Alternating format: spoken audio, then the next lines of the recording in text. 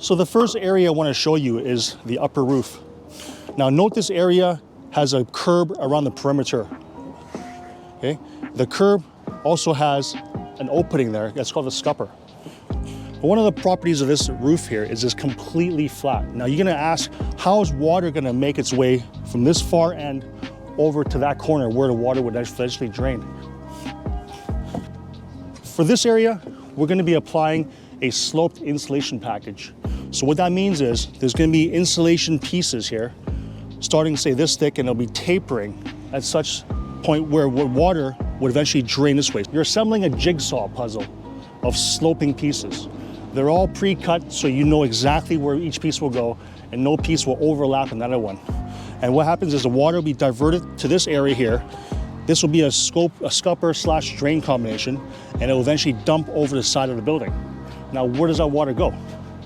If you look directly below this area, you'll see that we are gonna divert the water to that downpipe. Now, remember back in the beginning, we had put that downpipe there. We had calculated where that downpipe would be in order to catch the water coming straight down. If you look at the neighboring house, you'll notice that the downpipe is going straight down without any kinks or elbows. And that's what you want to see as a finished product. You don't want to have a joint here, a joint there, making a zigzag straight. You want to connect it straight down and make it look nice and pretty. Okay. The second part I want to show you is where the framing creates a slope for the water to drain. Let's have a look on this side. Note this entire section made of TGIs is actually all flat. So if you want to come around this side and have a look. So this is the original 2x10 material.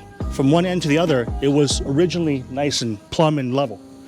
What would happen is the framers would cut this section off of that 2x10. Notice that the slope here, once this is cut, this remaining piece of wood is sloped. Plywood is applied to this entire surface, and this plywood is now sloping towards this area here. Water would come from the top highest point, flow to this curb, drop down. This is our built-in gutter. This entire surface area forms a path for the water to travel to the drainage spots. So this area would only have its torch-on membrane without any slope package, whereas that area, starting off flat, would first see a layer of sloped insulation followed by torch-on membrane over top to keep it nice and watertight. Now, we have to consider several things when we're doing this kind of framing and roofing assembly is, notice the TJIs down here. On our builds, we would allow this area completely unobstructed of any kind of insulation. So in this case, we're using a spray foam insulate, 2-pound spray foam for the entire roof area. Imagine if you spray foamed 5 inches of material here, you'll be left with very little room to work.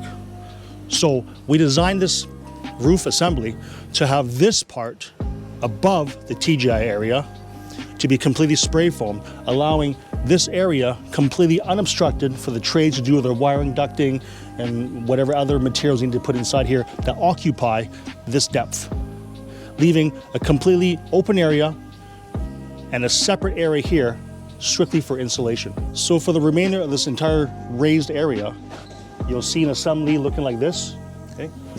Whereby this being the ridge of the slope, sloping this way, and this being the ridge going this way. And note that the built-in gutter surrounds the entire raised area, kind of like a moat. And that's where the water is initially collected before it's further drained away. So after the water drains off the sloped area, it'll end up on this flat built-in gutter area.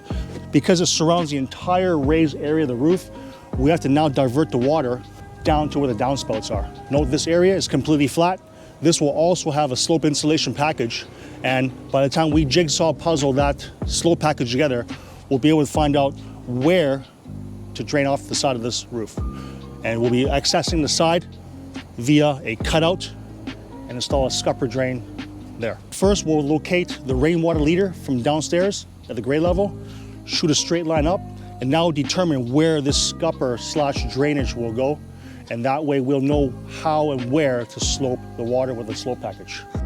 So we've taken into consideration the slope, the insulation, the drainage, and where the downspouts are, and where the rainwater leaders would catch those downspouts. But we forgot to mention the most important thing is safety. Always have your guardrails up when working on a roof.